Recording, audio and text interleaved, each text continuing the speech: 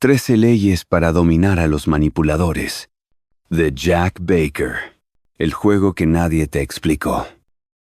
La manipulación no nació con las redes sociales, ni con la política moderna, ni con los discursos emocionales de moda.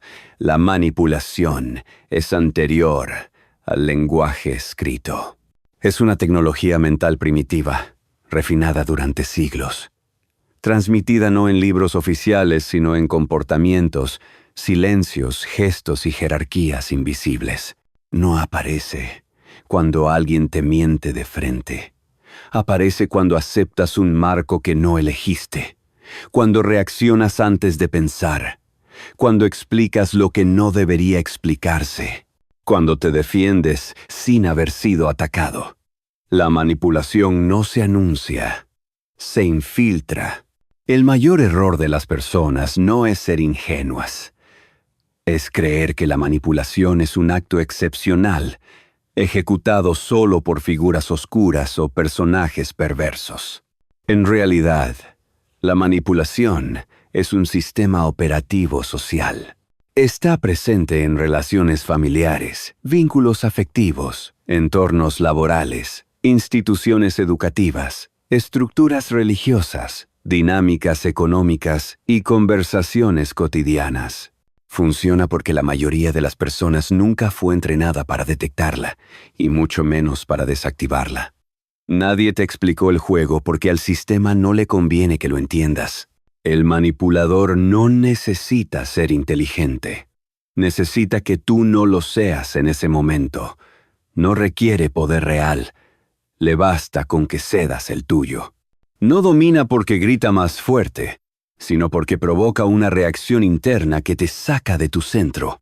Cada vez que respondes desde la emoción reactiva, desde la culpa heredada, desde el miedo al rechazo o desde la necesidad de aprobación, entregas una porción de soberanía mental. El manipulador no roba tu poder. Tú se lo transfieres sin darte cuenta. Este libro no parte de la ingenuidad de creer que el mundo es justo, ni de la fantasía de que basta con ser buena persona para estar a salvo. Tampoco busca convertirte en un depredador social, ni en un estratega frío que disfruta someter a otros. Esa es una lectura superficial del poder. Aquí se aborda algo más profundo y más peligroso: la imposibilidad de ser manipulado. Y eso no se logra atacando, confrontando ni desenmascarando públicamente. Se logra volviéndose ilegible para los mecanismos de control. Existe una diferencia radical entre dominar y no ser dominado. Dominar implica energía, desgaste, conflicto. No ser dominado implica estructura interna. El manipulador vive del movimiento emocional ajeno. Se alimenta de reacciones, de explicaciones, de contradicciones, de fisuras internas. Cuando no encuentra entrada, se retira. No porque haya sido derrotado, sino porque ya no hay acceso. El verdadero poder no humilla ni aplasta, inutiliza. La mayoría de los sistemas de manipulación funcionan sobre un principio básico: la predictibilidad emocional. Cuando alguien puede anticipar cómo reaccionas ante la presión, la culpa, la urgencia o el miedo, ya te controla. No necesita imponerse. Solo debe presionar el botón correcto. Por eso la manipulación no empieza afuera, empieza en tu arquitectura interna. Empieza en la infancia, en el lenguaje que adoptaste, en los patrones que repites, en la necesidad de explicar quién eres, en el impulso de defender tu valor ante otros. Todo eso es entrenamiento previo. Nada de esto es casual. Este libro propone una inversión radical del paradigma clásico del poder psicológico. En lugar de enseñarte a mover piezas humanas, te enseña a retirar las piezas internas que permiten que otros te muevan. En lugar de instruirte en el arte de controlar, te entrena en el arte mucho más raro y más escaso: el autocontrol absoluto. No el autocontrol represivo, sino el autocontrol estructural, ese que nace cuando tu identidad no depende de la validación externa ni del resultado inmediato. El manipulador cree que el poder está en la acción visible. Cree que gana quien impone, quien acelera, quien presiona, quien provoca. Esa creencia es su debilidad. El verdadero dominio ocurre en el plano invisible, en el ritmo, en la pausa, en la ausencia de reacción, en la coherencia sostenida. Quien no se precipita no puede ser empujado. Quien no se explica no puede ser acorralado. Quien no reacciona no puede ser dirigido. Aquí no se promueve la pasividad. La pasividad también es una forma de sumisión. Se promueve algo más incómodo y más poderoso: la presencia consciente. Estar presente significa ver el marco antes de aceptar la conversación. Significa detectar la trampa emocional antes de entrar en ella. Significa reconocer cuando una urgencia no es real, cuando una culpa no te pertenece, cuando una demanda no requiere respuesta. Significa elegir el silencio no por miedo, sino por estrategia. La manipulación fracasa cuando se encuentra con alguien que no necesita ganar, no necesita convencer, no necesita agradar y no necesita justificarse. Esa persona no es fría, es firme, no es distante, es soberana, no es agresiva, es inamovible. Frente a ella, las técnicas clásicas de control pierden eficacia porque no hay resonancia interna. El manipulador puede insistir, escalar, dramatizar, victimizarse o atacar, pero todo eso requiere un receptor activo. Sin receptor no hay transmisión. Este libro es incómodo porque no te posiciona como víctima. Te devuelve la responsabilidad completa sobre tu mundo interno. Si alguien logra manipularte, no es porque sea invencible, sino porque encontró una puerta abierta. Y toda puerta abierta responde a una necesidad no resuelta, a un miedo no enfrentado o a una identidad frágil. Cerrar esas puertas no es un acto moral, es un acto estructural. No se logra con afirmaciones positivas ni con discursos motivacionales, sino con disciplina interna, observación constante y coherencia entre pensamiento, emoción y acción. Dominar al manipulador no significa superarlo en su propio juego. Significa negarle el juego. Significa no entrar en dinámicas que requieren conflicto para existir. Significa operar desde un nivel donde la manipulación se vuelve irrelevante. Ese nivel no es espiritual en el sentido blando del término. Es ontológico. Tiene que ver con cómo te percibes, cómo te nombras internamente, cómo decides y cómo sostienes tu palabra incluso cuando nadie observa. Quien llega a ese nivel no necesita estrategias visibles. Su sola presencia desestabiliza los intentos de control. No porque intimide, sino porque no responde como se espera. El manipulador teme a quien no puede leer, a quien no puede acelerar, a quien no puede provocar. Teme a quien no negocia su centro interno por aceptación externa. Ese temor no siempre se manifiesta como miedo. Muchas veces aparece como rechazo, desinterés o retirada silenciosa. Esa retirada es la señal de éxito. Este libro no promete paz social ni relaciones armoniosas con todo el mundo. Promete algo más valioso: claridad. Claridad para ver cuando alguien intenta mover tus hilos. Claridad para reconocer tus propios puntos vulnerables antes de que otros los utilicen. Claridad para elegir cuándo hablar, cuándo callar, cuándo actuar y cuándo retirarte. La claridad no elimina los conflictos, pero impide que te pierdas dentro de ellos. El juego siempre estuvo ahí. No lo inventaste tú, no lo elegiste tú, pero a partir de ahora sí puedes decidir si juegas inconsciente o si te conviertes en alguien que ya no puede ser utilizado como ficha. Este libro no te da armas para atacar. Te da estructura para no caer. Y en un mundo construido sobre la reacción automática, eso es una forma superior de poder. Suscríbete al canal, activa la campana y accede a toda la biblioteca de libros en el enlace de la descripción. Ley 1. Identifica el marco invisible. Quien define el marco controla la interacción. La mayoría de las personas cree que una conversación empieza cuando alguien habla. Ese es el primer error. La conversación empieza mucho antes, en un plano que casi nadie observa: el marco. El marco no es lo que se dice, sino desde dónde se dice. No es el contenido, sino el terreno. No es el argumento, sino la estructura invisible que decide qué es válido, qué es absurdo, qué es urgente y qué no merece atención. Cuando no identificas el marco, ya estás dentro de él. Y cuando estás dentro, ya no decides. Un marco mental es una arquitectura previa que define los límites del juego sin anunciarlos. Funciona como una habitación invisible. Puedes moverte dentro de ella, pero no atravesar sus paredes. El manipulador no necesita ganar la discusión.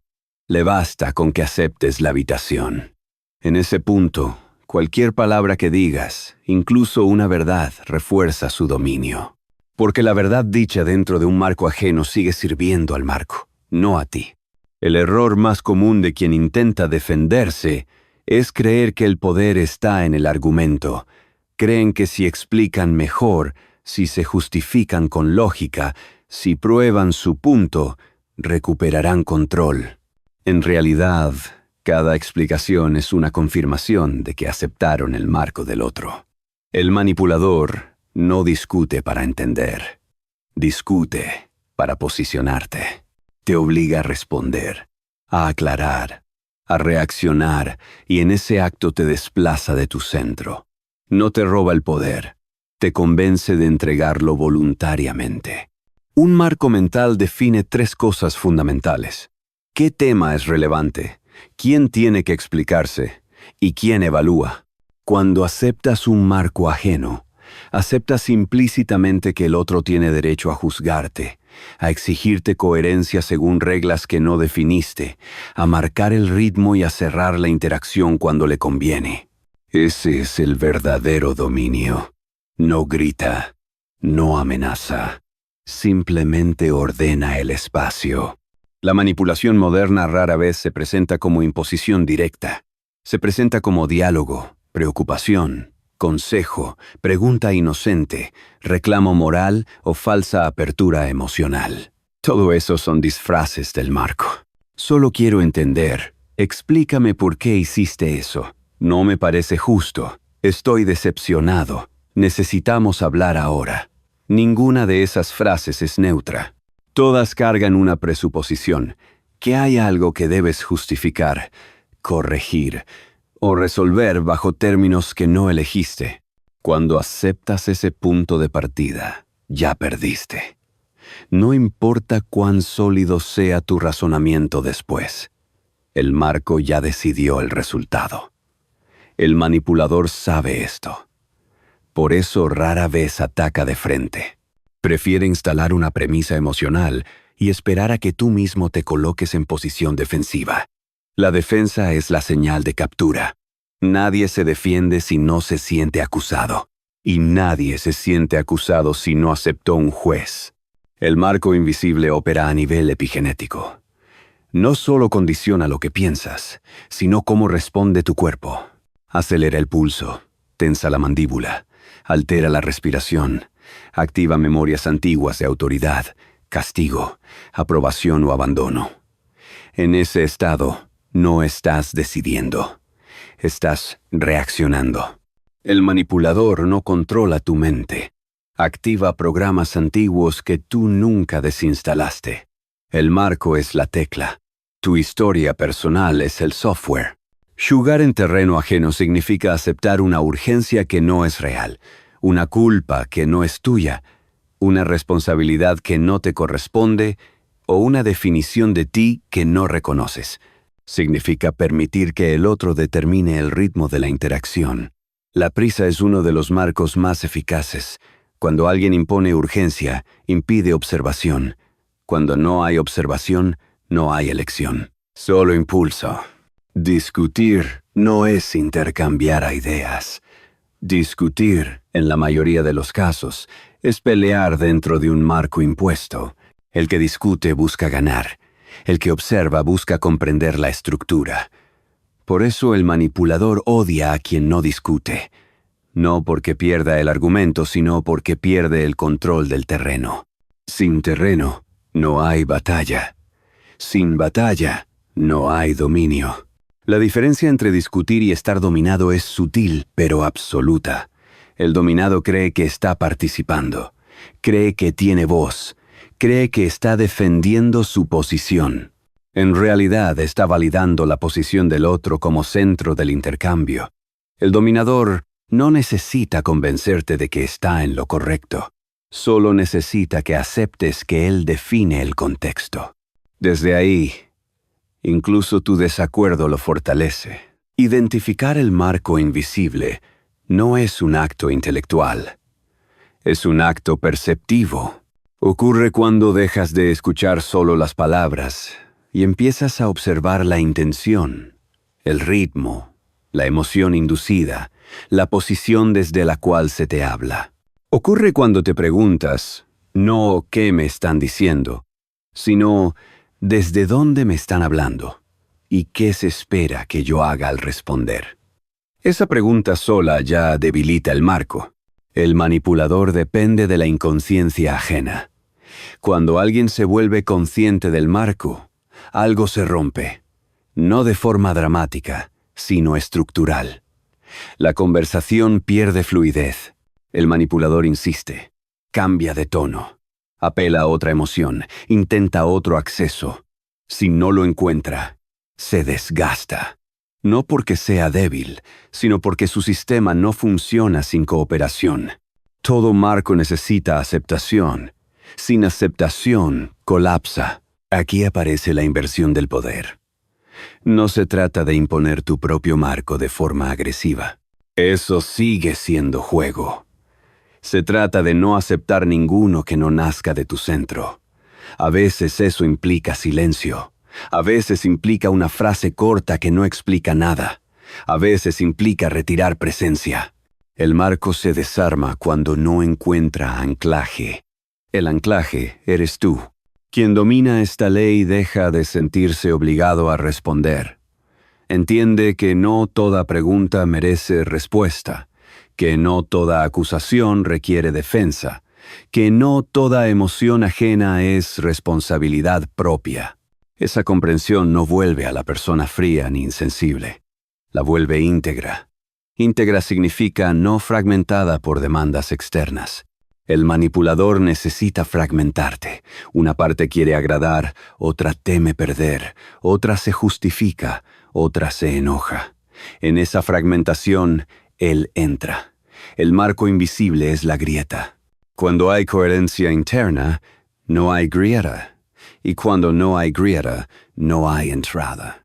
Esta ley no se practica una vez. Se encarna. Cada interacción es un entrenamiento. Cada vez que detectas el marco antes de reaccionar, fortaleces una nueva identidad, la del observador soberano. Esa identidad no se construye con palabras, sino con hábitos internos, con la decisión repetida de no entrar en terrenos que no te pertenecen. Quien aprende a ver el marco deja de discutir, y quien deja de discutir deja de ser dominado, no porque siempre tenga razón, sino porque ya no necesita probar nada. Ese es el primer umbral del poder real. Leidos. Quien explica de más, cede poder. La justificación es una forma de sumisión. La necesidad de explicar es uno de los reflejos más profundamente incrustados en la psique humana. No nace de la lógica ni del deseo de claridad. Nace del miedo. Miedo a ser malinterpretado. Miedo a perder aceptación, miedo a ser castigado, miedo a quedar fuera del grupo.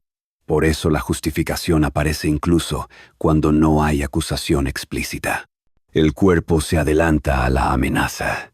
La mente construye argumentos y la boca empieza a hablar antes de que la conciencia evalúe si hablar es necesario.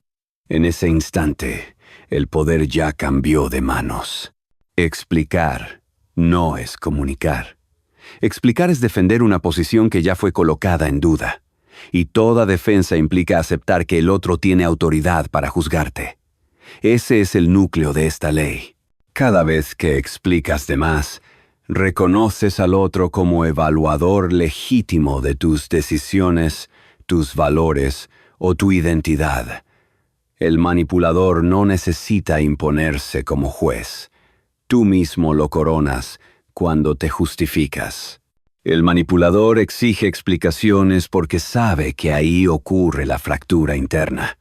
No busca información, busca exposición.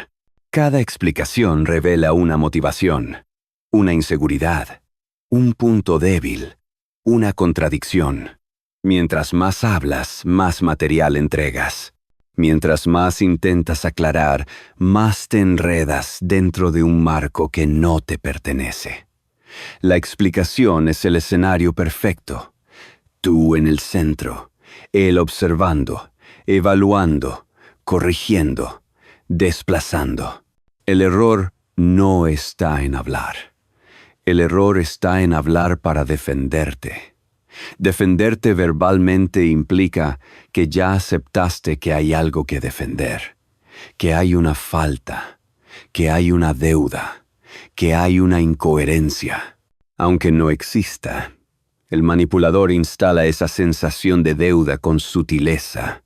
No acusa, pregunta, no ataca, quiere entender, no grita, se muestra decepcionado. Y tú, entrenado desde la infancia para responder a la autoridad emocional, empiezas a explicar. Cada explicación es una concesión de territorio. Cada argumento es una capa más dentro del marco ajeno, porque el marco no se rompe con lógica. El marco se rompe con negativa a jugar. El manipulador entiende algo que la mayoría ignora. No importa si tu explicación es correcta, honesta o impecable.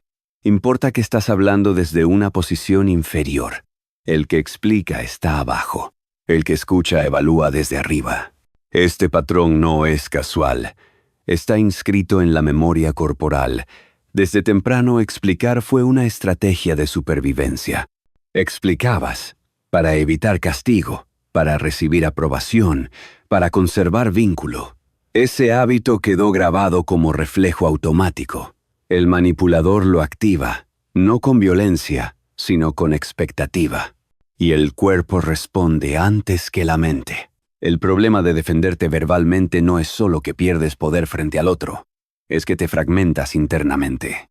Una parte de ti intenta mantener coherencia, otra intenta agradar, otra se enoja, otra se justifica.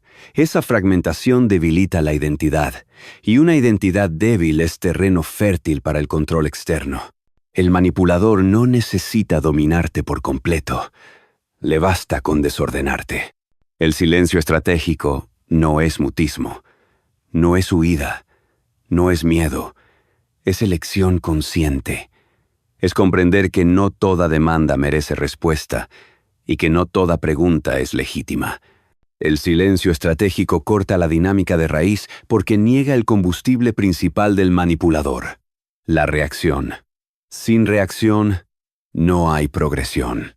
Sin progresión, el intento de control se estanca. El silencio incomoda porque rompe la expectativa social.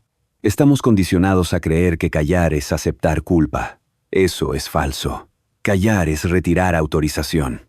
El manipulador quiere que hables para poder moverte.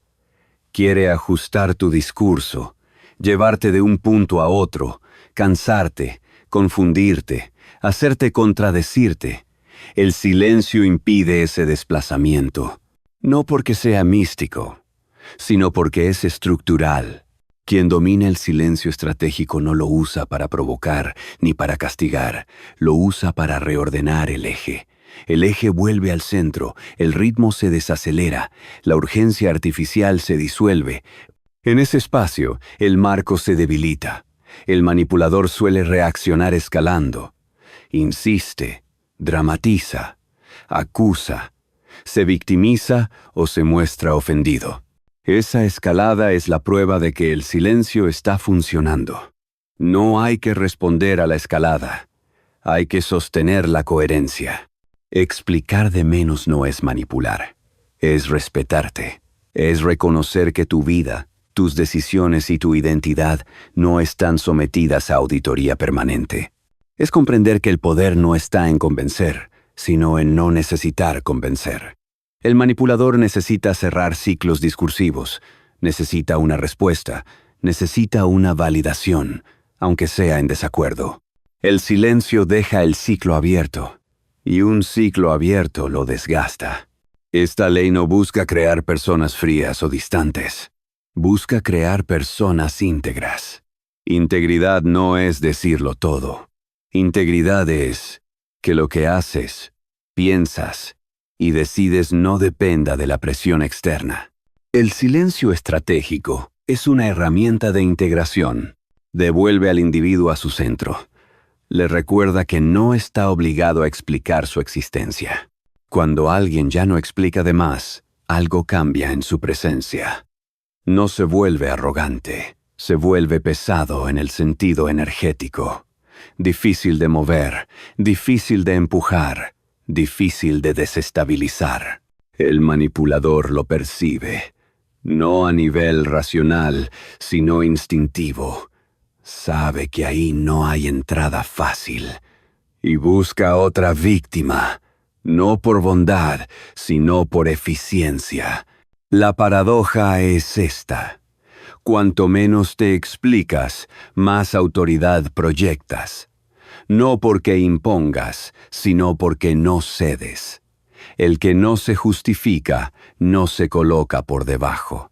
Se mantiene a la misma altura o se retira del juego por completo. Y retirarte del juego es una forma superior de victoria. Esta ley exige disciplina interna. Al principio, el silencio arde. El cuerpo quiere hablar. La mente quiere aclarar. El ego quiere ser entendido. Resistir ese impulso es entrenamiento. Cada vez que lo haces, fortaleces una nueva estructura interna. Una estructura que no depende de aprobación ni de resolución inmediata. Esa estructura es lo que el manipulador no puede penetrar. Quien explica de más pierde poder. Quien sabe callar recupera soberanía. Y cuando la soberanía se vuelve hábito, la manipulación deja de ser una amenaza y se convierte en ruido de fondo. Ley 3. Emoción reactiva igual a control externo. Si te alteran, te manejan. La emoción reactiva no es una debilidad moral. Es una puerta abierta. Una puerta que se abre antes de que la conciencia llegue a la escena. El manipulador no necesita convencerte de nada cuando logra alterarte. En el momento exacto en que una emoción toma el control del sistema interno, el mando cambia de manos. No importa si la emoción es ira, culpa, miedo, tristeza, urgencia o falsa compasión. Todas cumplen la misma función, sacar al individuo de su centro. El error más extendido es creer que la manipulación ocurre en el plano de las ideas. No, ocurre en el plano fisiológico. Primero se altera el cuerpo, luego la mente intenta justificar lo que ya ocurrió. El manipulador lo sabe de forma instintiva. No apunta a tu lógica, apunta a tu sistema nervioso. Cuando lo activa, ya no necesitas seguir empujando. Tú haces el resto. La emoción reactiva es automática. Surge antes del pensamiento.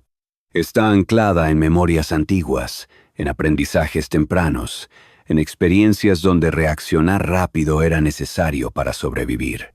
El problema no es que exista. El problema es no verla. Cuando no se observa, gobierna. Y cuando gobierna, dirige tus palabras, tus decisiones y tus silencios. La culpa es una de las armas más eficaces. No porque sea fuerte, sino porque es silenciosa. No grita, susurra. Te hace sentir que debes algo incluso cuando no hay deuda. El manipulador no necesita acusarte directamente. Le basta con insinuar decepción, incomodidad o sacrificio. El cuerpo responde de inmediato. Tensión, urgencia por reparar, necesidad de explicar. Ahí el control ya está activo. El miedo funciona distinto. El miedo estrecha el campo perceptivo, reduce opciones, hace que el individuo vea solo dos caminos: obedecer o perder. El manipulador introduce el miedo no siempre como amenaza explícita, sino como posibilidad vaga. Si no haces esto, algo puede pasar.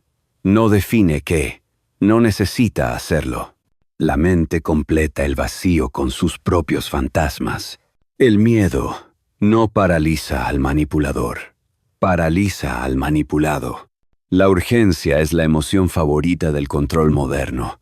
No parece violenta, parece productiva. Se disfraza de eficiencia, de responsabilidad, de madurez. Esto hay que resolverlo ya. La urgencia destruye la observación. Cuando no hay tiempo, no hay elección. Cuando no hay elección, hay obediencia. La mayoría de las decisiones manipuladas ocurren bajo presión temporal artificial. El drama no es una explosión emocional, es una puesta en escena. El drama amplifica emociones para dominar el espacio psicológico. El manipulador usa el drama para arrastrarte a su ritmo, a su intensidad, a su narrativa. En el drama no se piensa, se reacciona, y quien controla la intensidad, controla la interacción. El drama no busca solución, busca enganche, busca que sientas algo lo suficientemente fuerte como para perder distancia. Cuando estás dentro del drama, ya no estás observando, estás participando. Y participar es aceptar el marco. El manipulador necesita espectadores activos. No les sirven los observadores fríos. Aquí aparece una verdad incómoda. La mayoría de las personas confunde sensibilidad con reactividad. Creen que sentir intensamente es signo de profundidad. No lo es. La reactividad no es profundidad. Es falta de contención. La verdadera profundidad no explota. Sostiene. La emoción consciente no domina. Informa. La emoción reactiva gobierna. La frialdad consciente no es ausencia de emoción. Es dominio sobre la emoción. No reprime, no niega, observa. La frialdad consciente aparece cuando el individuo siente la emoción subir, pero no se identifica con ella. La ve pasar. La registra. No actúa desde ahí. Ese espacio entre estímulo y respuesta es el territorio donde el manipulador pierde poder. El manipulador odia la frialdad consciente porque no sabe cómo penetrarla. No puede provocar reacción inmediata, no puede acelerar el ritmo, no puede escalar el conflicto. Se encuentra con un muro silencioso que no se opone, pero tampoco cede. Ese muro no ataca, inutiliza. Cuando alguien mantiene frialdad consciente, el manipulador suele intensificar la emoción.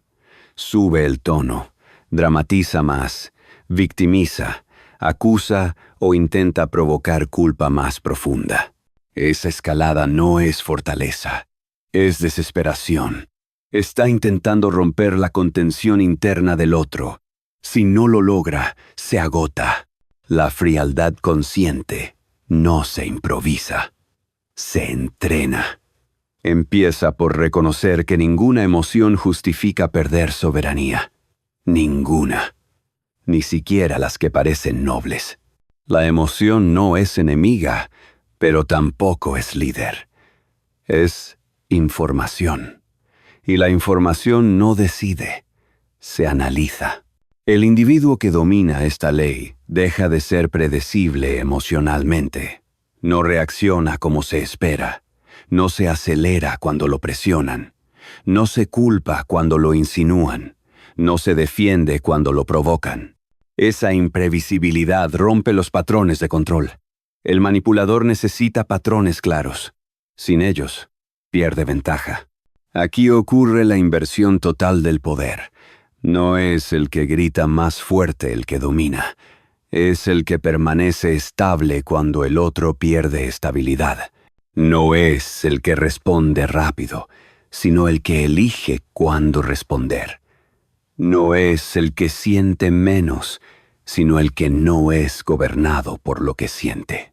La emoción reactiva te saca del presente. Te empuja al pasado o al futuro. Culpa es pasado. Miedo es futuro. Urgencia es ansiedad proyectada. El presente es neutral. El manipulador necesita sacarte de ahí. En el presente no hay control externo posible, solo percepción. Quien aprende a habitar el presente con frialdad consciente se vuelve indigerible. No porque sea frío como piedra, sino porque está entero, no fragmentado por impulsos, no dividido por demandas emocionales ajenas. Entero significa que lo que siente no lo arrastra. Esta ley no promete relaciones fáciles, promete libertad interna. Muchas personas preferirían seguir siendo manipulables antes que sostener la incomodidad de no reaccionar. Porque no reaccionar implica dejar caer viejos patrones, identidades y roles. Implica decepcionar expectativas ajenas. Implica soledad temporal. Pero esa soledad es el precio de la soberanía. Si te alteran, te manejan. No porque seas débil, sino porque todavía no tomaste el mando. El día que la emoción deja de decidir por ti, el control externo se queda sin combustible. Y sin combustible, cualquier sistema de manipulación colapsa por sí solo. Ley 4. El manipulador siempre necesita tu atención. Retirar atención es retirar oxígeno. La atención no es un gesto amable, es un recurso, es energía dirigida. Es presencia entregada. Y todo recurso entregado puede ser utilizado en tu contra.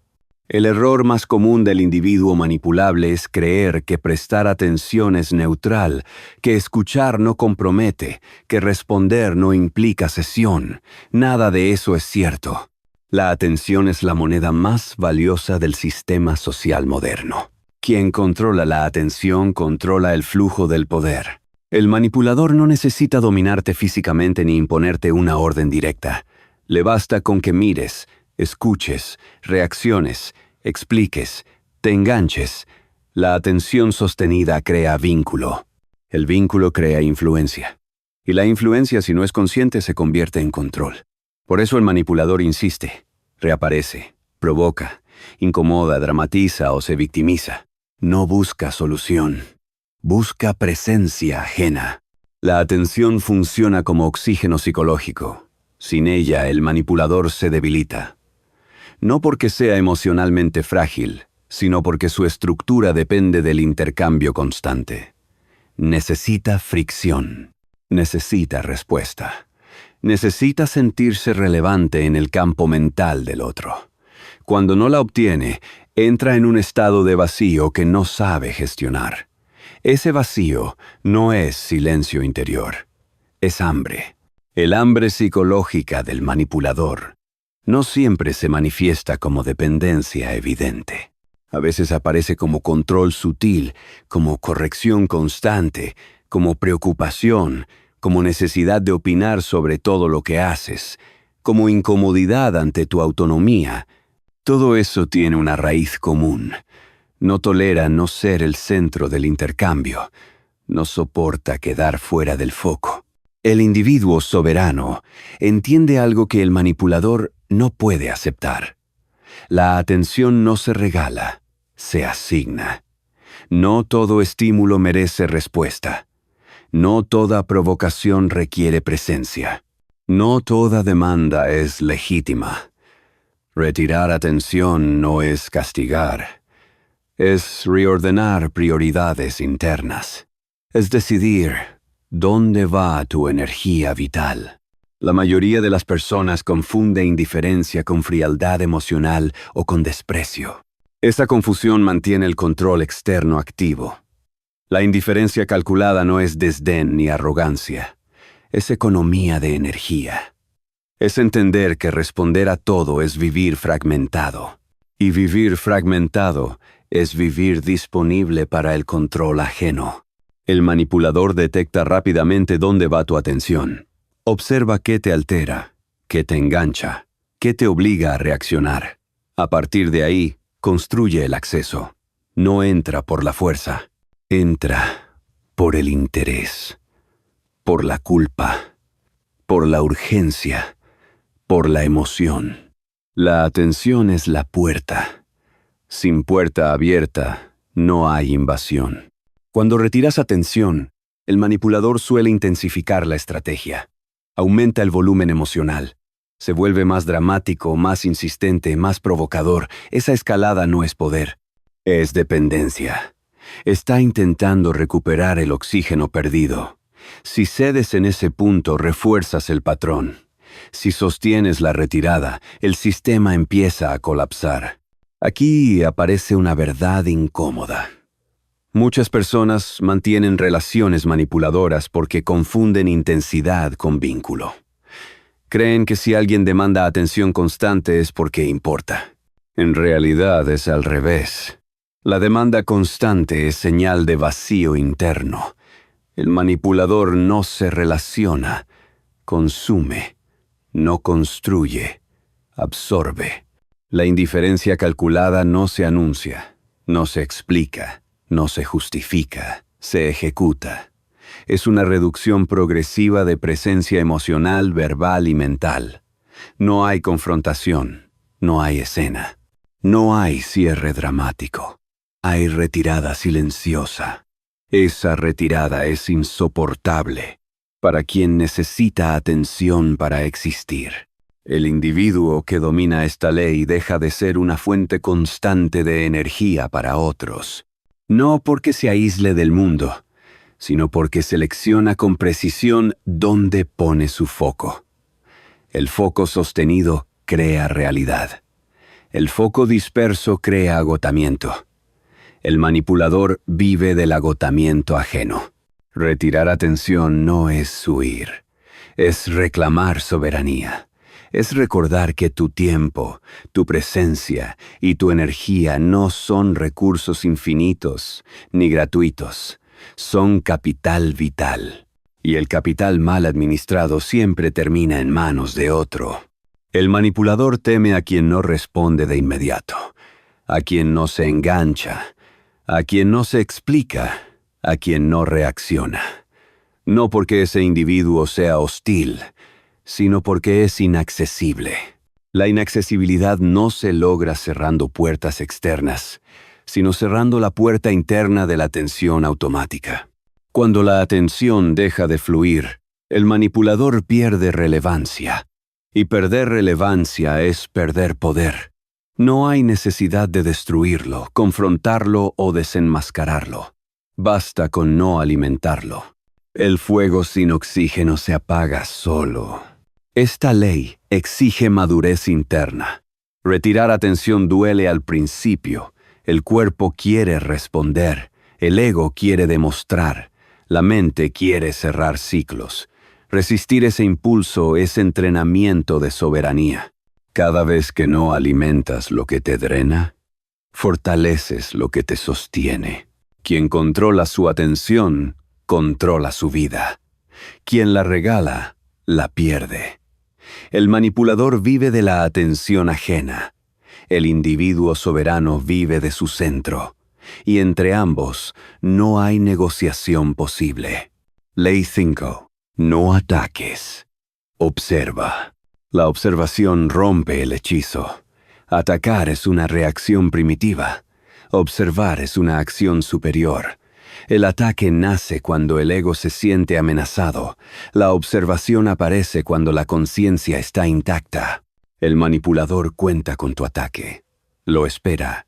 Lo provoca. Vive de él. Porque cada ataque confirma que entraste al juego emocional que diseñó. La observación, en cambio, lo desarma sin ruido. No genera fricción. No ofrece resistencia.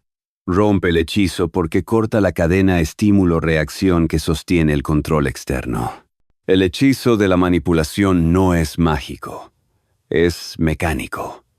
Funciona porque la mayoría reacciona antes de ver.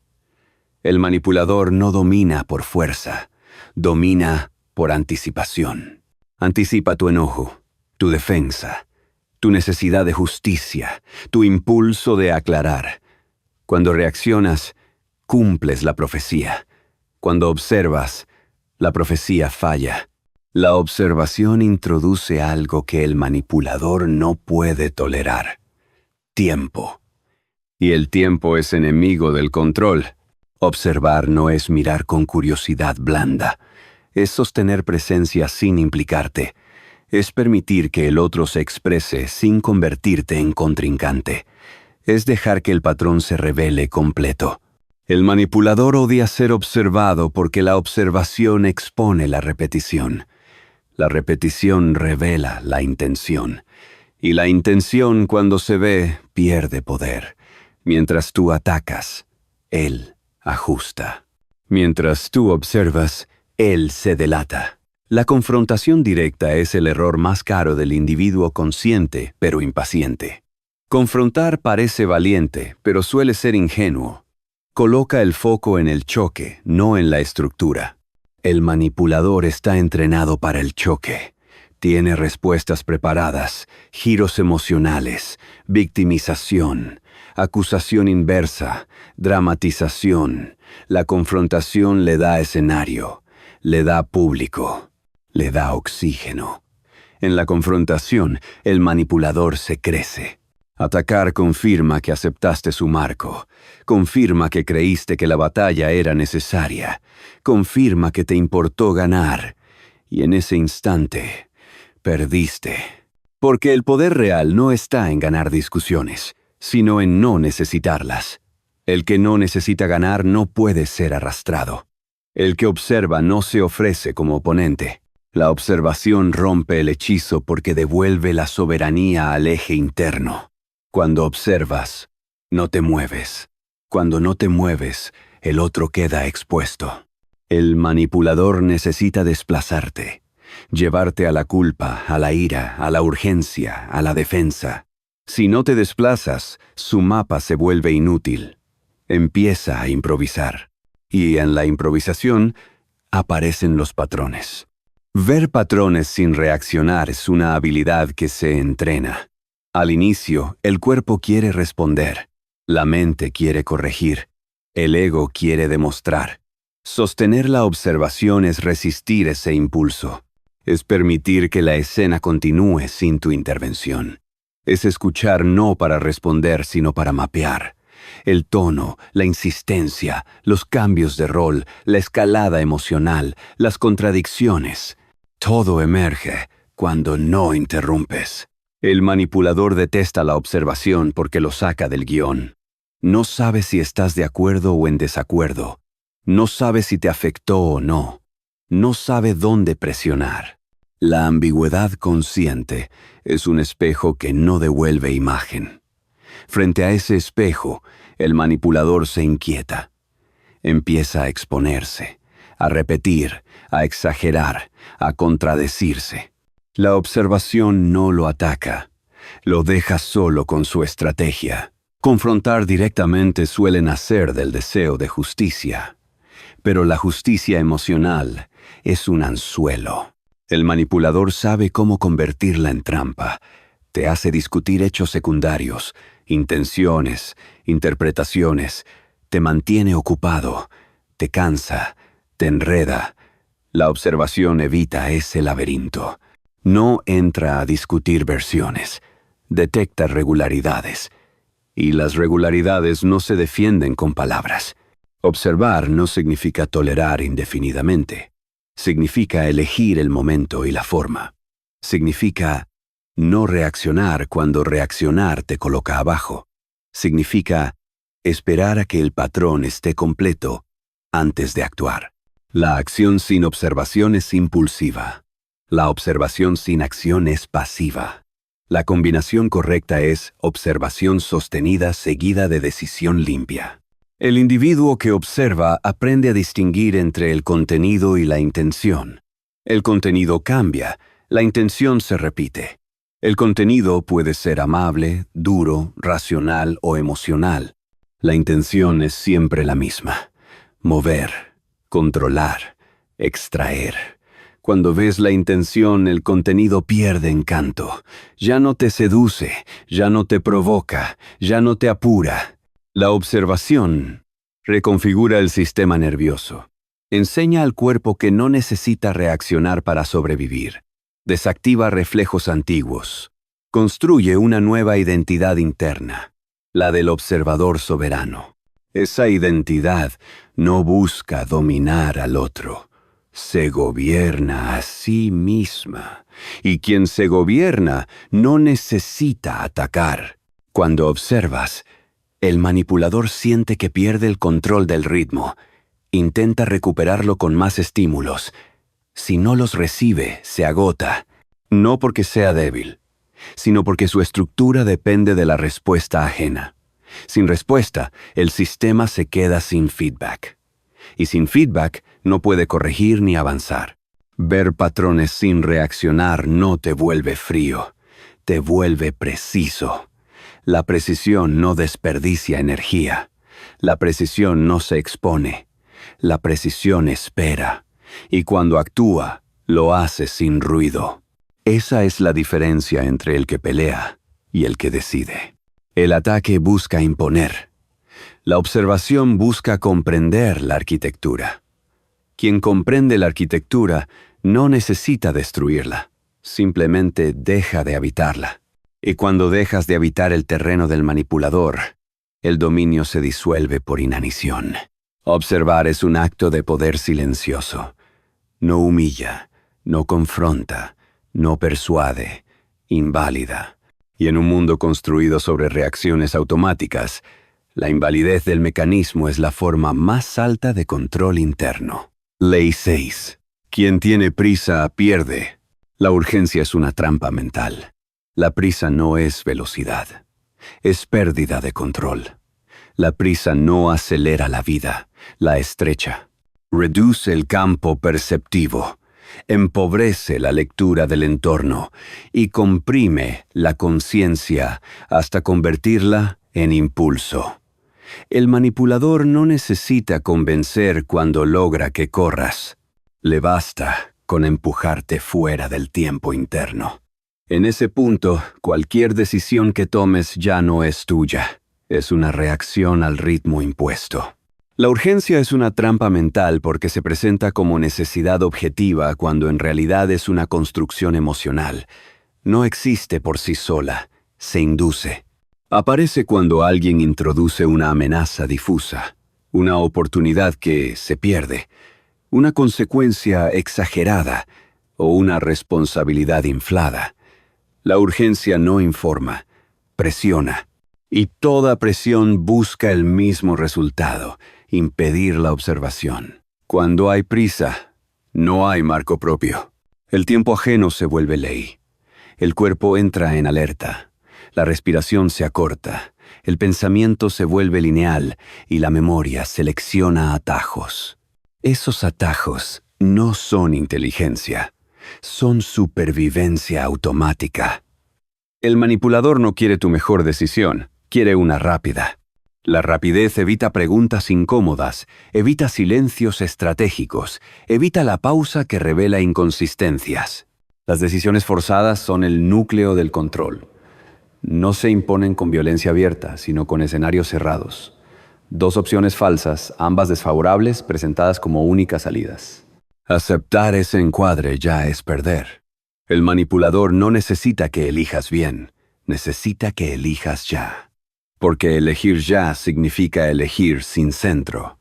El decide ahora es una técnica clásica, porque funciona con la fisiología, no con la razón.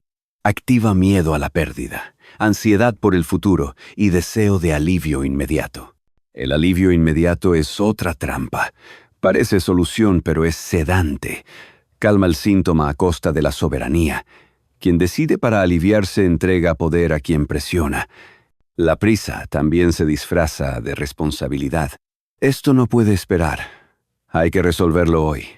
Si no respondes ahora, demuestras desinterés. Esas frases no describen la realidad, la fabrican. Instalan una deuda temporal que no aceptaste conscientemente. El cuerpo siente obligación, la mente obedece. El resultado es obediencia sin coerción visible. El manipulador necesita que confundas velocidad con eficacia. La eficacia real nace de la lectura completa del escenario. La velocidad sin lectura es torpeza elegante. Parece acción, pero es arrastre. Por eso el manipulador acelera. Sabe que la aceleración oculta la estructura. Sabe que el tiempo revela grietas, contradicciones y agendas. La prisa tapa todo eso. Aplazar es un acto de poder porque devuelve el ritmo al eje interno. No es procrastinar, no es evadir, es reclamar soberanía temporal. Aplazar introduce espacio. El espacio permite observar. Observar permite elegir. Elegir desde el centro desarma la trampa. El manipulador odia el aplazamiento porque rompe la narrativa de urgencia que construyó. El poder de aplazar no está en decir después como excusa, sino en sostener el silencio del tiempo propio. Cuando aplazas sin justificarte, la presión pierde fuerza. El manipulador insiste, ajusta, dramatiza. Cada ajuste revela la artificialidad de la urgencia inicial. Si fuera real, no necesitaría insistencia. La insistencia delata la trampa. La mayoría de las personas teme aplazar porque teme perder oportunidades o vínculos. Ese temor es el anzuelo. Quien teme perder ya está negociando desde abajo. El individuo soberano entiende que ninguna oportunidad legítima exige traicionar el propio ritmo. Lo que se pierde por aplazar no era oportunidad, era captura. La prisa también se infiltra como autoexigencia. No siempre viene de afuera. A veces es una voz interna, entrenada por años de presión externa. Esa voz repite el mandato. Rápido. Ahora. Ya. Desarmar la prisa implica reeducar el sistema interno. Enseñarle al cuerpo que no todo estímulo requiere acción inmediata. Que la pausa no es peligro, sino claridad. Aplazar no es pasividad, es preparación. Es permitir que el escenario se despliegue por completo. Es dejar que el otro muestre sus cartas. El manipulador, privado del apuro, empieza a revelar intenciones. Cambia el discurso, ajusta condiciones, ofrece concesiones, amenaza con retirarse. Cada movimiento es información. El tiempo convierte la presión en evidencia. Quien controla su tiempo, controla la interacción. El que se apresura se vuelve maleable. El que aplaza se vuelve pesado, difícil de mover, imposible de empujar. La prisa te saca del centro. El aplazamiento te devuelve. Y en ese retorno ocurre la verdadera inversión del poder.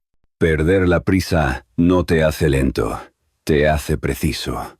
La precisión no compite con el reloj del otro, camina a su propio ritmo. El manipulador corre porque necesita cerrar. El individuo soberano camina porque puede esperar.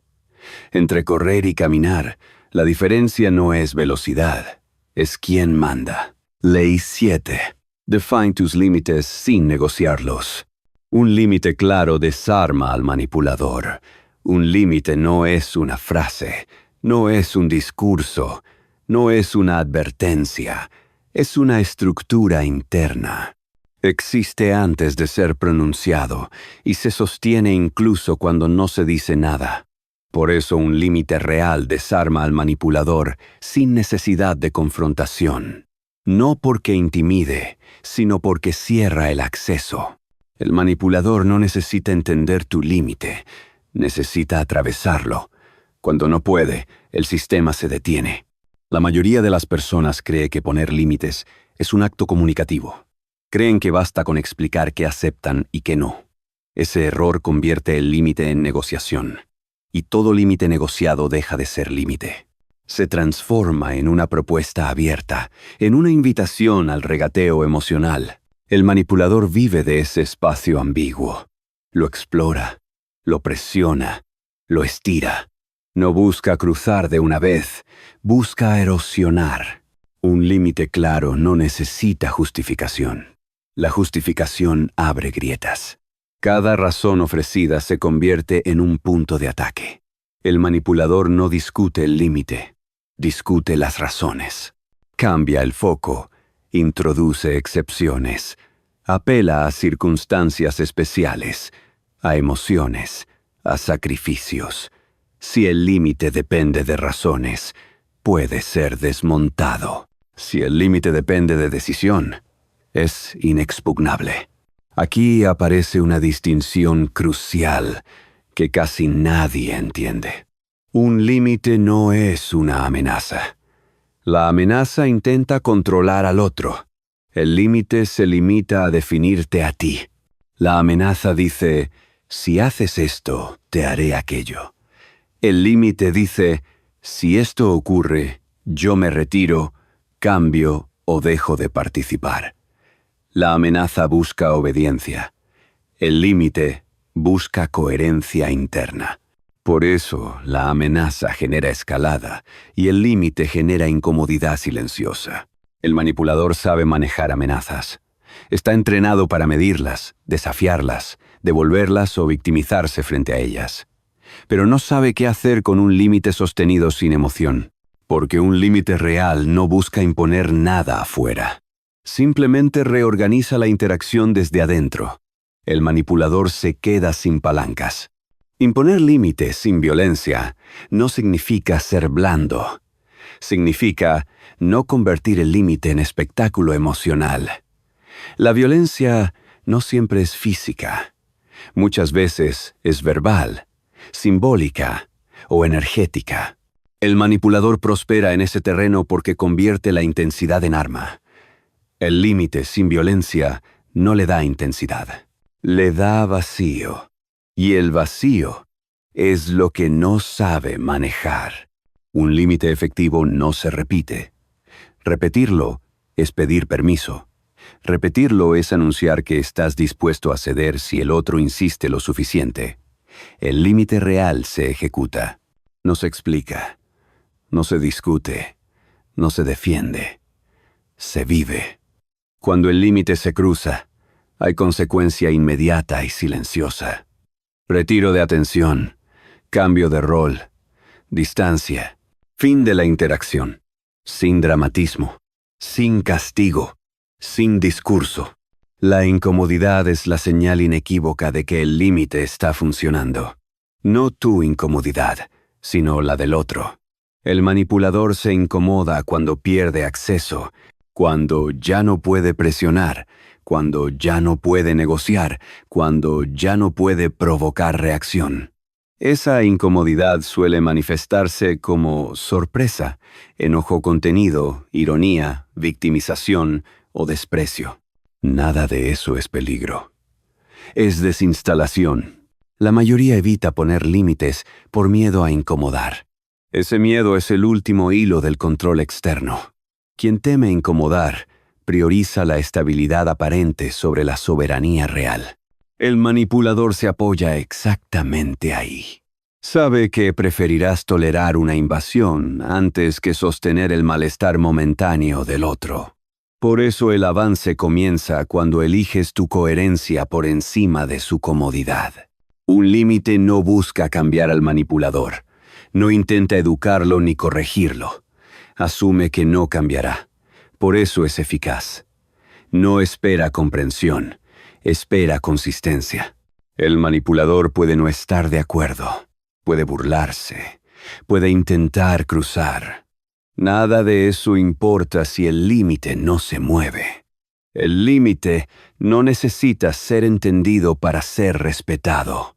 Necesita ser sostenido. Aquí aparece la verdadera dificultad. Sostener el límite cuando el otro insiste con emoción. Culpa, tristeza, enojo, urgencia. Todo eso son intentos de reabrir la negociación. El límite se rompe cuando reaccionas emocionalmente para aliviar esa presión. El entrenamiento consiste en sentir la presión sin ceder, no negarla, no combatirla, dejarla pasar. Cuando sostienes un límite sin negociar, algo cambia en tu identidad. El cuerpo aprende que no necesita ceder para sobrevivir. La mente aprende que no necesita justificar para existir. Se forma una nueva estructura interna, la del individuo que se pertenece. Esa estructura no se ve, pero se siente. El manipulador la detecta, no porque la comprenda, sino porque ya no puede atravesarla. Los límites reales reducen el ruido en la vida. Muchas relaciones se disuelven cuando aparecen, no porque el límite sea injusto, sino porque la relación dependía de la invasión. Eso no es pérdida, es depuración. El manipulador no se va porque seas fuerte, se va porque ya no obtiene beneficio. Definir límites sin negociarlos no te vuelve rígido, te vuelve claro. La claridad no discute, no se explica, se sostiene. Y en un mundo donde casi nadie sostiene nada, esa firmeza silenciosa es una forma avanzada de poder interno. La incomodidad es el precio de la libertad. Cada límite sostenido genera una pequeña fricción. Esa fricción es entrenamiento. Con el tiempo deja de doler. Se convierte en estabilidad. Y cuando la estabilidad se vuelve hábito, la manipulación deja de tener dónde anclarse.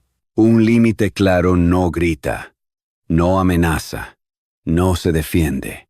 Existe. Y cuando existe, el manipulador no encuentra puerta, solo pared. Y frente a una pared que no reacciona, no hay estrategia que sobreviva. Ley 8. El manipulador proyecta lo que es. Nunca tome sus palabras de forma literal. El manipulador rara vez habla de ti. Habla de sí mismo usando tu rostro como pantalla.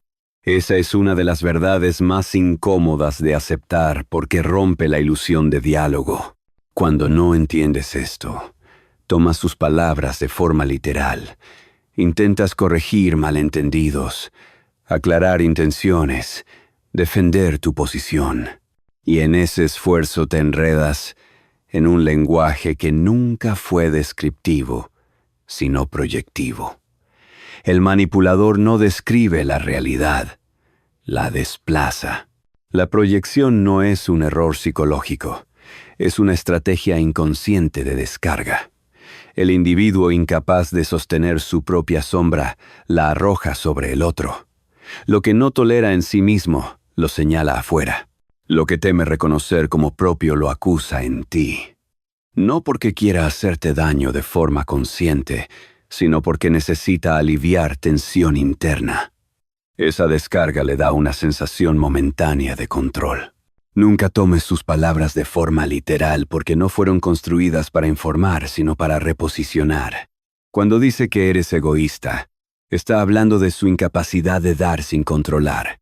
Cuando dice que eres frío, está señalando su dependencia emocional. Cuando dice que eres manipulador, está revelando su propio método. El error del individuo ingenuo es creer que se trata de un juicio honesto. No lo es. Es un espejo roto, apuntando hacia afuera. La proyección psicológica funciona como inversión. El manipulador invierte roles para colocarse en una posición moral superior. Te acusa de lo que él hace para desviar la atención. Te atribuye intenciones que nunca tuviste para justificar su conducta. Y si reaccionas, confirmas el desplazamiento. Porque al reaccionar, entras a defenderte de algo que nunca fue sobre ti. Aquí aparece una distinción crucial. Escuchar no es creer. Puedes escuchar palabras sin adoptarlas como verdad. El individuo soberano escucha con distancia interna, no absorbe, no internaliza, no se identifica. Deja que el discurso se despliegue completo. En ese despliegue, la proyección se vuelve evidente. No por una frase aislada, sino por la repetición temática. La proyección es coherente. Siempre apunta al mismo lugar. Cambia el lenguaje, pero mantiene el núcleo. Si alguien insiste en acusarte de control, observa quién necesita controlar. Si insiste en hablar de traición, Observa quién vive en sospecha constante. Si insiste en cuestionar tu integridad, observa quién se siente expuesto. El manipulador no puede sostener una mentira compleja durante mucho tiempo. La proyección se filtra porque nace de tensión real. Leer lo que realmente dicen implica dejar de escuchar el contenido superficial y empezar a escuchar la dirección. ¿Hacia dónde apunta la acusación? ¿Qué emoción intenta inducir? ¿Qué rol intenta asignarte? El manipulador no habla para describir, habla para colocarte en una posición específica. Culpable, defensivo, confundido, inferior. Esa colocación es el verdadero mensaje. Cuando entiendes esto, algo cambia. Las palabras dejan de herirte, no porque te vuelvas insensible, sino porque ya no las tomas como diagnóstico. Las tomas como síntoma. El síntoma no se discute, se observa. El síntoma no se combate, se interpreta. En ese punto, el manipulador pierde una de sus armas más eficaces: el lenguaje emocional cargado. Usar la proyección como ventaja no significa devolver el golpe ni señalarlo de forma explícita. Eso sería confrontación directa y volverías al juego. La ventaja está en no moverte, en permitir que el otro se exponga a través de su propio discurso. Cuanto más habla, más se revela. Cuanto más insiste, más claro queda el patrón. La proyección necesita repetición para aliviar la tensión interna. Esa repetición es información. El individuo entrenado no corrige la proyección. No dice "eso no soy yo", porque decirlo es aceptar el marco. Simplemente no la incorpora. Deja que caiga al suelo. El silencio frente a la proyección es devastador para el manipulador. Espera defensa, espera negación, espera explicación. Cuando no la obtiene, se queda solo con su reflejo. La proyección también puede venir disfrazada de consejo. Te lo digo por tu bien. Solo quiero ayudarte a ver. Ese disfraz es aún más peligroso porque parece cuidado, pero el mecanismo es el mismo. El consejo proyectivo no busca ayudarte, busca ordenarte según la visión interna del otro. Si lo aceptas sin filtro, adoptas problemas que no son tuyos. Leer lo que realmente dicen requiere frialdad consciente, no emocional, sino perceptiva. Requiere sostener la incomodidad de no responder. Requiere permitir que el discurso continúe sin intervenir. En esa continuidad, el manipulador se cansa. La proyección se vuelve exagerada, se contradice, pierde sutileza. Ahí es donde el patrón queda expuesto. Cuando la proyección deja de afectarte, el manipulador pierde control, porque su estrategia depende de que te identifiques con la acusación. Si no lo haces, el ataque no tiene dónde anclarse. No te hiere, no te mueve, no te desplaza, se disuelve. La mayor inversión de poder ocurre cuando comprendes que nada de lo que dice define quién eres, define quién es él en ese momento. Esa comprensión no se discute, se integra, y una vez integrada, cambia tu postura interna para siempre. El manipulador proyecta lo que es porque no puede sostenerlo dentro. Tú no estás obligado a cargar con eso. Cuando dejas de hacerlo, su lenguaje pierde peso. Su narrativa pierde fuerza y su control se evapora. No por confrontación, sino por irrelevancia. Quien entiende la proyección deja de defender su identidad, y el que no defiende su identidad ya no puede ser atacado desde el lenguaje. Esa es una de las formas más silenciosas y más profundas de soberanía mental. Ley 9. No busques justicia, busca control. La moralidad ingenua es una debilidad. La justicia es un ideal. El control es una realidad. Confundir uno con el otro es una de las trampas más eficaces del sistema de manipulación. La moralidad ingenua nace de la creencia de que el mundo responde a reglas equitativas y que si actúas correctamente los demás harán lo mismo. Esa creencia no es virtud, es exposición. El manipulador se alimenta de ella porque sabe que quien busca justicia está dispuesto a explicarse, a esperar, a tolerar y a confiar más allá de lo razonable. La moralidad ingenua no falla por ser ética, falla por ser desarmada. Parte de una premisa falsa, que todos juegan bajo las mismas reglas. El manipulador no comparte ese pacto. No respeta el espíritu del intercambio. Explota sus grietas. Mientras tú apelas a lo correcto, él apela a lo eficaz. Mientras tú esperas coherencia, él ajusta estrategias. En ese desfase, el poder cambia de manos. Esperar juego limpio es el error que más caro se paga, no porque el mundo sea inherentemente hostil, sino porque el control nunca se entrega por bondad ajena. El juego limpio existe entre pares conscientes que se reconocen límites mutuos. El manipulador no busca paridad, busca ventaja. Si esperas que respete reglas que no reconoce, te colocas voluntariamente en desventaja. La trampa moral consiste en hacerte creer que reclamar justicia te fortalece. En realidad, te inmoviliza, te mantiene discutiendo principios mientras el otro reconfigura el terreno. Te obliga a explicar intenciones, a justificar decisiones, a probar rectitud. Todo eso consume energía y tiempo. El manipulador no quiere tener razón, quiere ganar posición. Y mientras tú defiendes valores, él asegura control. El poder práctico no es inmoral, es operativo. No pregunta qué debería ser, observa qué es. No se escandaliza, se adapta. No espera validación, actúa con precisión. El poder práctico entiende que la moral es un marco útil entre quienes lo comparten, pero un lastre frente a quien no. No se trata de abandonar valores, sino de no usarlos como única herramienta en un entorno que no los respeta. La razón moral busca convencer. El poder práctico busca condicionar resultados. Convencer requiere apertura del otro. Condicionar resultados requiere lectura del entorno. El manipulador sabe que discutir moralmente te mantiene ocupado. Sabe que te hará gastar capital emocional. Sabe que, mientras intentas demostrar justicia, descuidas la posición. La posición decide el desenlace. El argumento solo decora.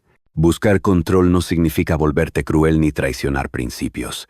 Significa priorizar eficacia sobre idealismo en escenarios donde el idealismo es explotado. Significa entender que no toda injusticia se corrige con palabras y que muchas se neutralizan con decisiones silenciosas. Control es elegir dónde estar, cuánto dar, cuándo hablar y cuándo retirarte. Control es administrar exposición. Elegir batallas reales es una forma avanzada de inteligencia.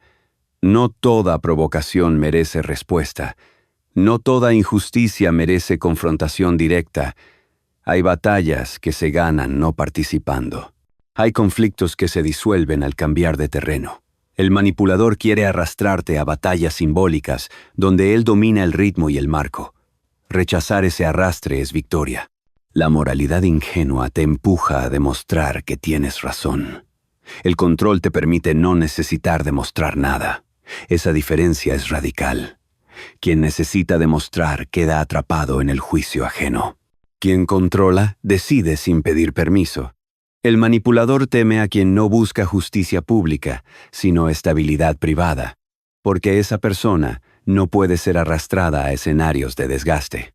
El error no está en creer en valores. Está en creer que los valores por sí solos te protegen. No lo hacen. La protección nace de la lectura estratégica del contexto. Nace de entender cuándo un principio se defiende con acción y cuándo se preserva con distancia. Nace de no confundir bondad con vulnerabilidad. Buscar control es recuperar agencia. Es aceptar que el mundo no se organiza alrededor de lo justo, sino alrededor de relaciones de poder. Negar eso no te eleva, te expone.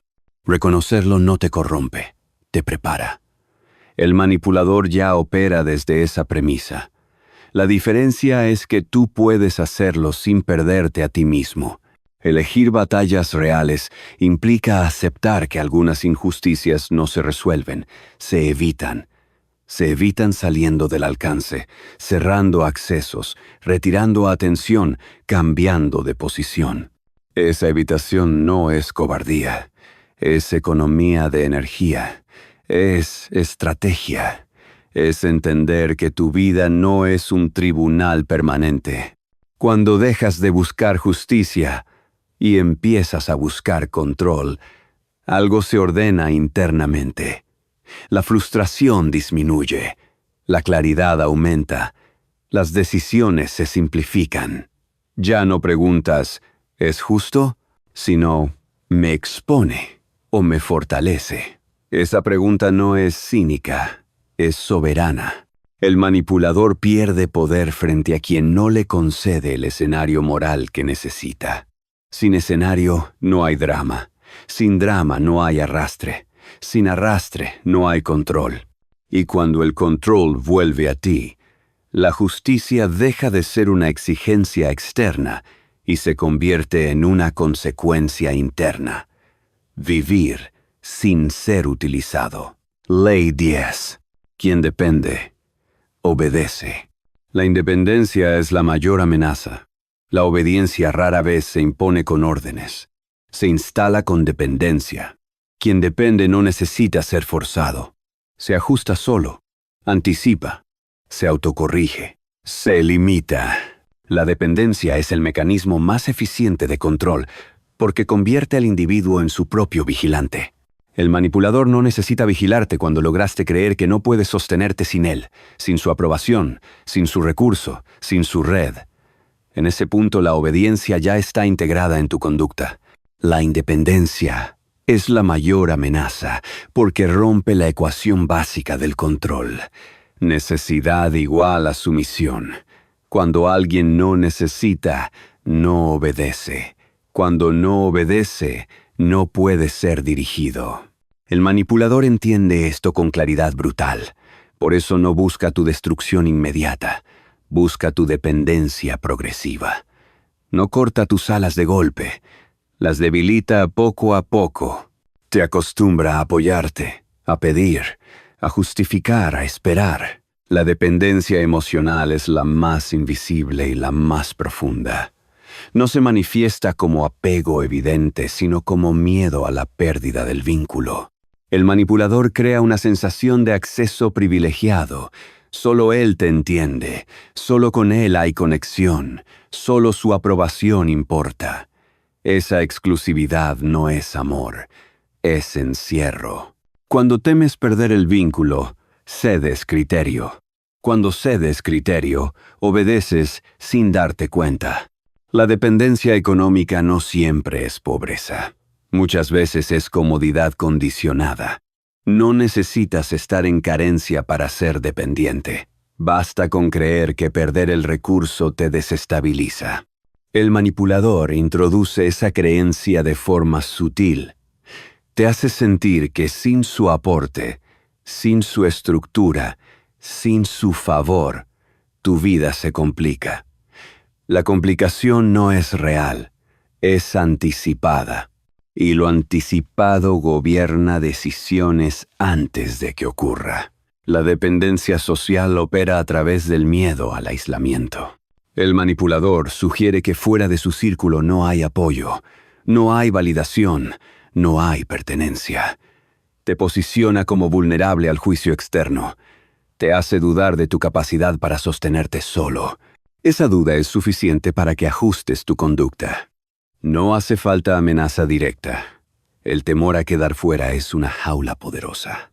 Cómo cortan tu autonomía no suele ser evidente.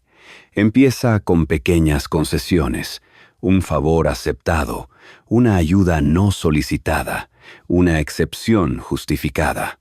Cada concesión crea una deuda psicológica. La deuda no siempre se cobra con exigencias explícitas, se cobra con expectativas. Y las expectativas no cumplidas generan culpa. La culpa empuja a obedecer. El manipulador alterna refuerzo y retirada. Da apoyo y luego lo quita. Acompaña y luego se distancia. Esa intermitencia crea adicción. El individuo dependiente no busca libertad, busca restablecer el suministro. En ese ciclo, la autonomía se erosiona. La persona deja de preguntarse qué quiere y empieza a preguntarse qué conviene para no perder. La autonomía se corta también mediante la confusión. Mensajes ambiguos, reglas cambiantes, criterios inestables. Cuando no sabes a qué atenerte, buscas guía. Cuando buscas guía afuera, entregas dirección. El manipulador no necesita darte órdenes claras. Le basta con crear un entorno donde dudar de ti mismo sea constante. Construir soberanía personal no es un acto heroico, ni un discurso motivacional. Es un proceso silencioso de desacople. Desacoplar no es romper vínculos de forma abrupta. Es retirar la necesidad que los vuelve coercitivos. Es aprender a tolerar la incomodidad de no depender. Es aceptar el vacío temporal que aparece cuando dejas de apoyarte en estructuras ajenas. La soberanía empieza cuando reduces tus necesidades externas, no cuando te aíslas, sino cuando eliges desde suficiencia, no desde carencia. Cuando puedes decir no sin justificarte. Cuando puedes perder sin desmoronarte. Cuando puedes caminar solo sin sentirte abandonado. Esa capacidad no se improvisa. Se entrena con decisiones pequeñas y consistentes. La independencia no es autosuficiencia absoluta. Es no estar condicionado. Puedes colaborar sin depender. Puedes recibir sin obedecer. Puedes vincularte sin someterte. El manipulador pierde poder cuando no puede usar lo que te da como palanca. Cuando no hay palanca, no hay movimiento forzado. La soberanía personal reorganiza la identidad. El individuo deja de verse como alguien que necesita permiso para existir. Se ve como alguien que elige. Esa elección no siempre es cómoda. A veces implica pérdida, distancia, silencio. Pero esa pérdida es el precio de la libertad real. No hay soberanía sin renuncia. Quien construye soberanía se vuelve difícil de gobernar desde afuera. No porque se rebele, sino porque ya no está disponible. No se deja comprar con afecto, ni presionar con miedo, ni retener con recursos. Su eje está adentro. Y cuando el eje está adentro, la obediencia deja de ser automática. El manipulador no teme a la confrontación. Teme a la independencia, porque la independencia no discute, no negocia, no súplica, simplemente no obedece. Y en un sistema que vive de la obediencia ajena, eso es una amenaza silenciosa e irreversible. Ley Once. El manipulador teme la coherencia. No pueden controlar lo que no cambia. La coherencia no es rigidez. Es alineación interna sostenida en el tiempo, y eso es exactamente lo que el manipulador no puede controlar. No porque no lo entienda, sino porque no puede penetrarlo. La manipulación necesita fisuras, necesita contradicciones internas, necesita cambios de criterio, impulsos emocionales, decisiones que hoy dicen una cosa y mañana otra. Donde hay coherencia, no hay palanca. Donde no hay palanca, no hay dominio. El manipulador no entra por la fuerza, entra por la incoherencia. Observa con paciencia dónde dices una cosa y haces otra, dónde defiendes un principio pero lo traicionas bajo presión, dónde afirmas un límite y luego lo relativizas para evitar incomodidad. Esas grietas no son morales, son estructurales. y toda estructura agrietada puede ser explotada. La incoherencia no siempre es consciente. Muchas veces nace del deseo de agradar, de evitar conflicto, de sostener una imagen. El manipulador se apoya ahí. No te acusa directamente. Te recuerda tu contradicción. Te confronta con tu propio discurso.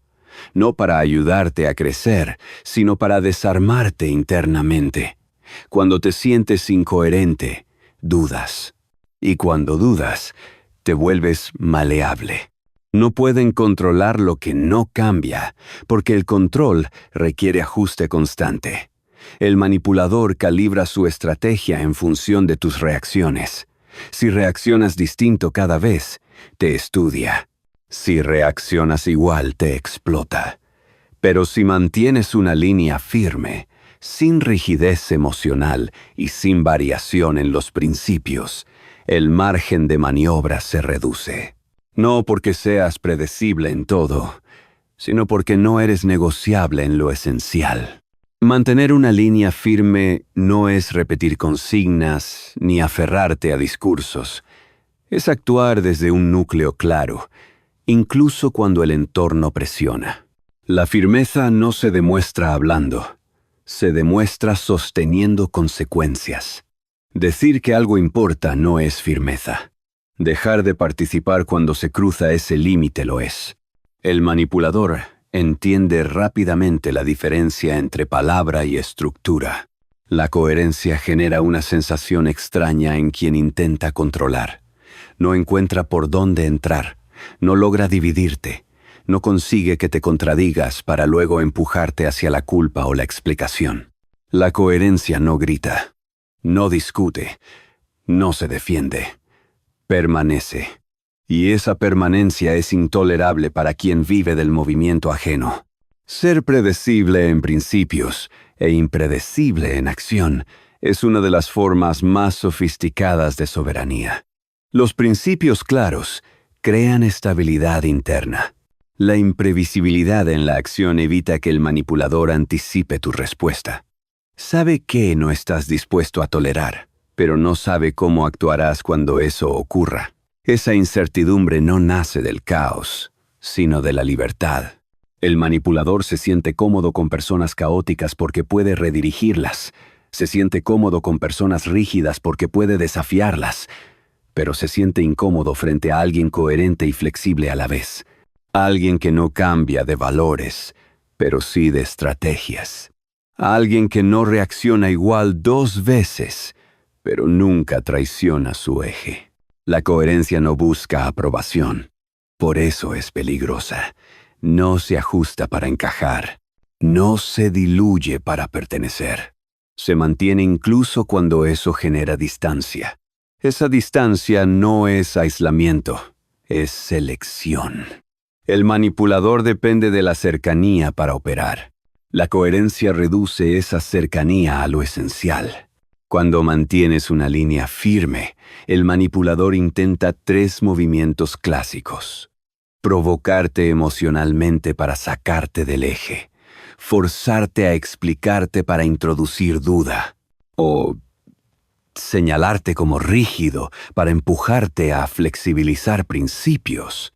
Ninguno funciona si la coherencia no depende de imagen, sino de decisión interna. La coherencia que nace del ego se quiebra. La que nace de la soberanía se sostiene.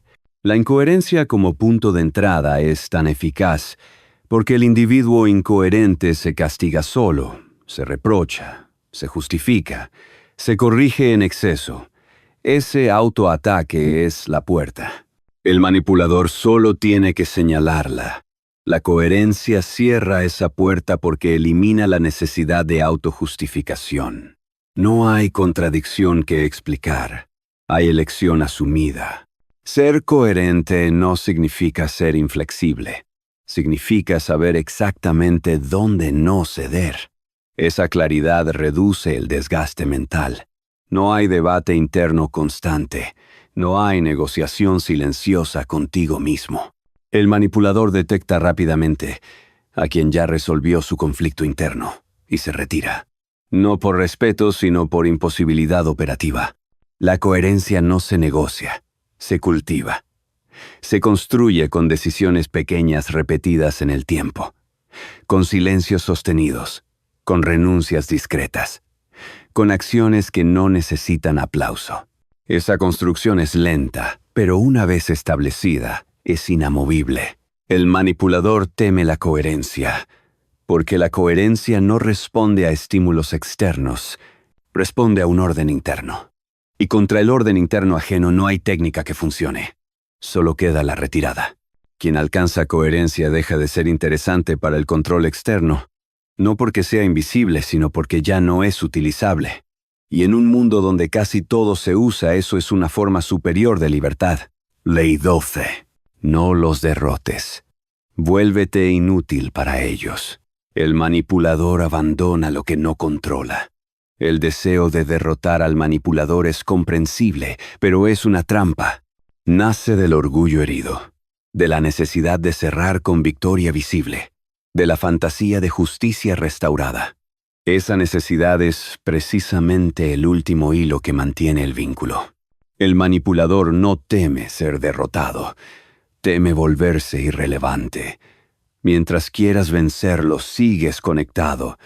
Mientras busques ganarle, sigues jugando su juego. La verdadera salida no es la confrontación final, es la inutilidad operativa. El manipulador abandona lo que no controla porque su energía no es infinita. No se aferra por apego emocional profundo, sino por rentabilidad psicológica. Evalúa constantemente dónde obtiene reacción, influencia, acceso. Cuando deja de obtenerlos, se desplaza. No por dignidad, sino por eficiencia. Por eso intentar derrotarlo suele prolongar la relación. Convertirte en inútil para su sistema le extingue. Ser inútil para el manipulador no significa ser débil, pasivo o invisible en la vida. Significa no ofrecer ningún beneficio estratégico, ni emocional, ni verbal, ni simbólico. Significa que tu presencia ya no produce reacción, tu ausencia no genera persecución y tu palabra no abre puertas. En ese punto, el manipulador no encuentra incentivo para continuar. El desenganche limpio no es una conversación de cierre. No es una explicación final. No es un ajuste de cuentas. Todo eso sigue siendo intercambio. El desenganche limpio es retirar participación. Reducir gradualmente la inversión emocional, verbal y mental hasta que el vínculo pierde tensión. No hay ruptura dramática porque el drama es combustible. No hay reclamo porque el reclamo es acceso. Hay reducción progresiva de disponibilidad. La mayoría fracasa en el desenganche porque quiere ser entendido.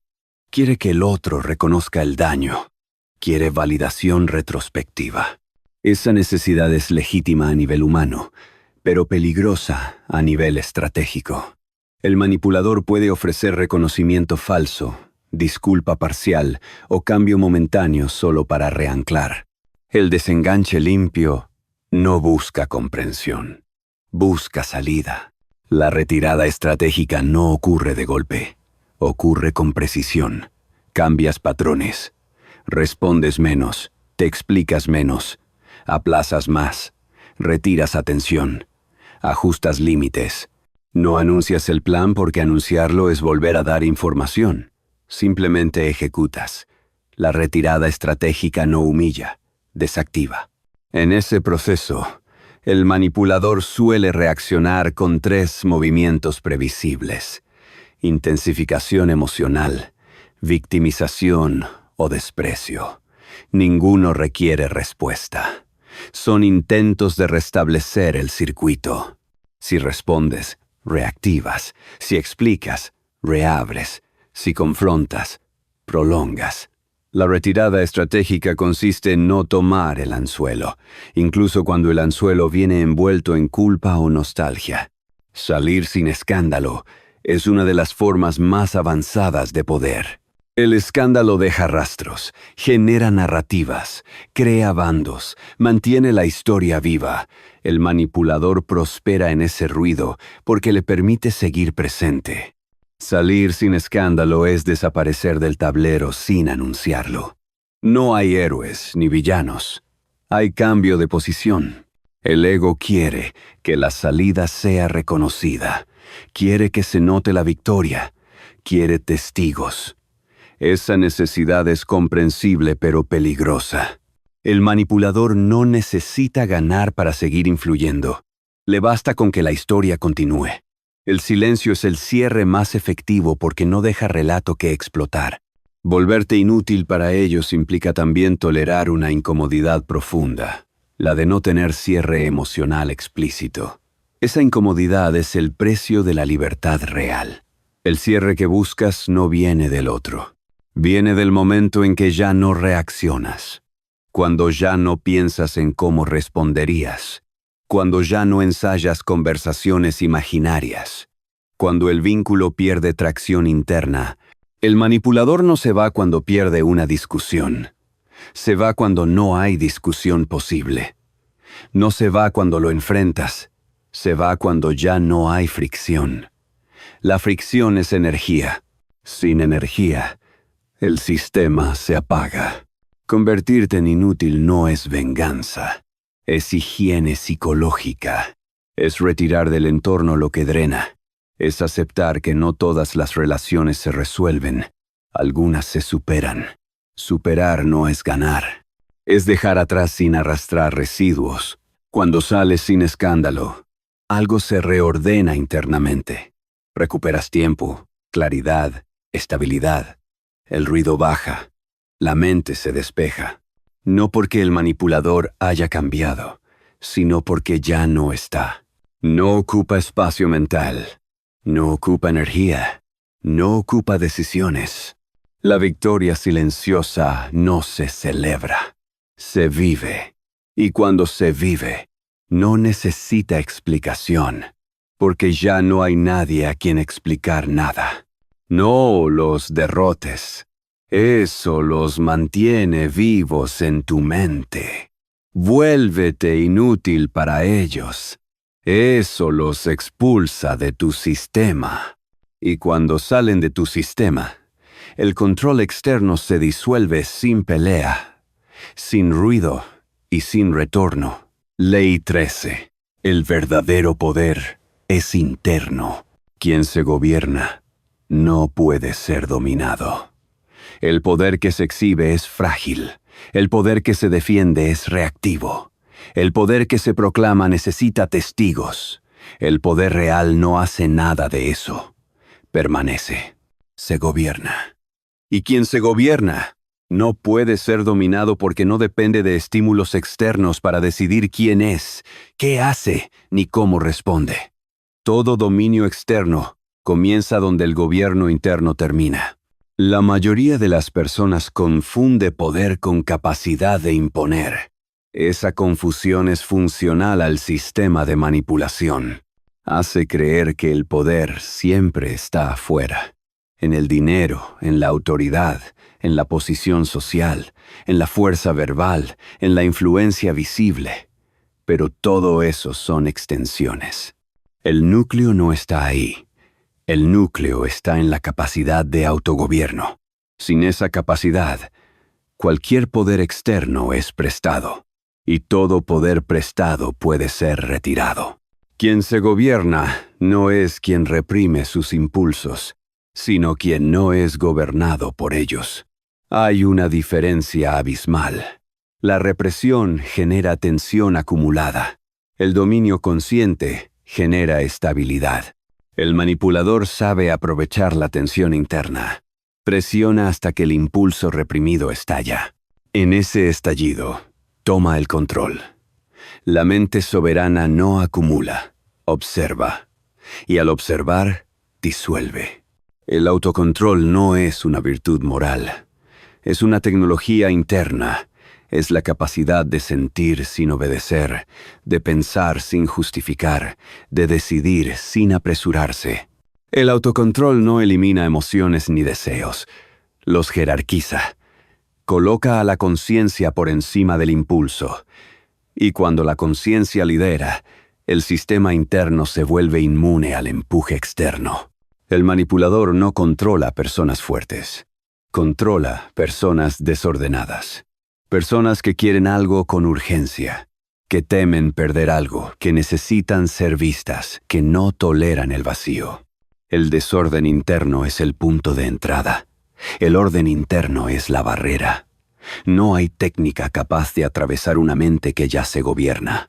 La mente soberana no discute su valor, no negocia su eje, no se defiende cuando no hay amenaza real, no reacciona para demostrar.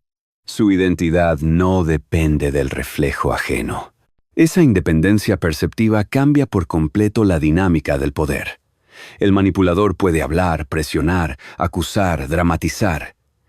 Todo rebota en una superficie que no se adhiere. Convertirte en territorio inexpugnable no significa levantar muros emocionales ni aislarte del mundo. Significa eliminar accesos no autorizados. Significa que nada entra sin ser evaluado. Que ninguna emoción se convierte en orden. Que ninguna palabra se convierte en verdad sin pasar por la conciencia. El territorio inexpugnable no es hostil, es selectivo. El autogobierno se construye con hábitos invisibles, con la capacidad de no responder de inmediato, con la práctica de observar sin reaccionar, con la renuncia a ganar discusiones inútiles, con la decisión de sostener silencios incómodos, con la coherencia mantenida incluso cuando nadie observa.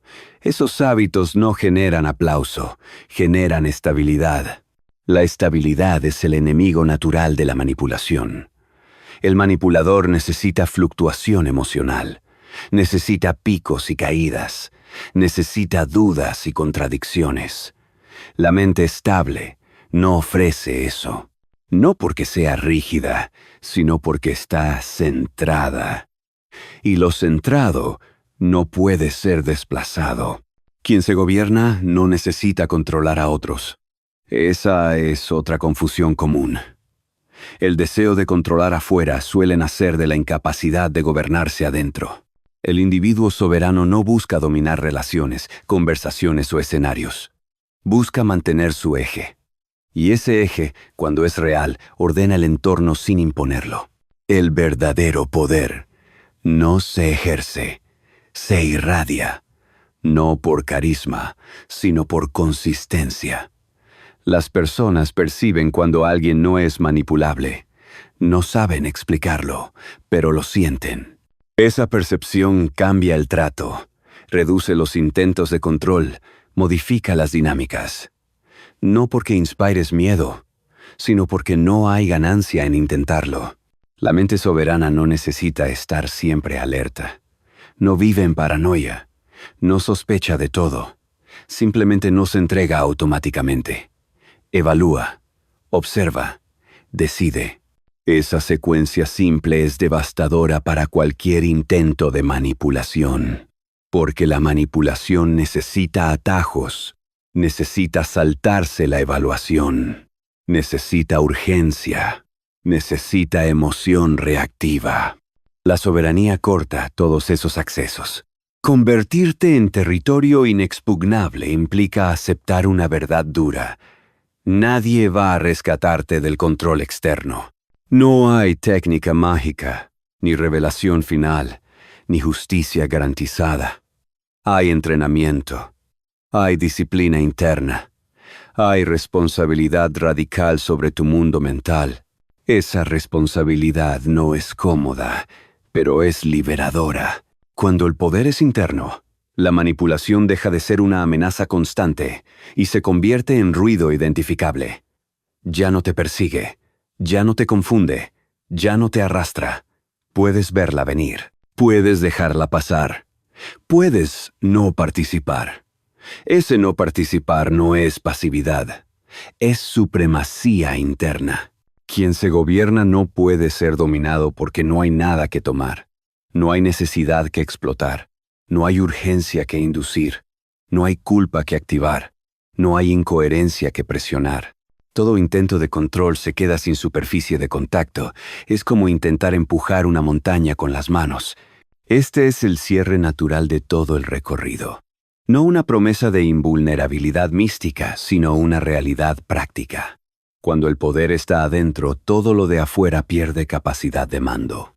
No porque desaparezca, sino porque ya no gobierna. El verdadero poder no se aprende para usarlo contra otros. Se construye para no ser usado por nadie. Y cuando se construye de verdad, no necesita defensa, ni explicación, ni victoria visible. Solo necesita mantenerse. Y mantenerse es el acto más radical de libertad que existe. Cuando el juego ya no funciona, el manipulador no cae por confrontación porque la confrontación confirma su existencia, le da forma, le da escenario, le da relevancia. Mientras haya choque, hay vínculo. Mientras haya vínculo, hay acceso.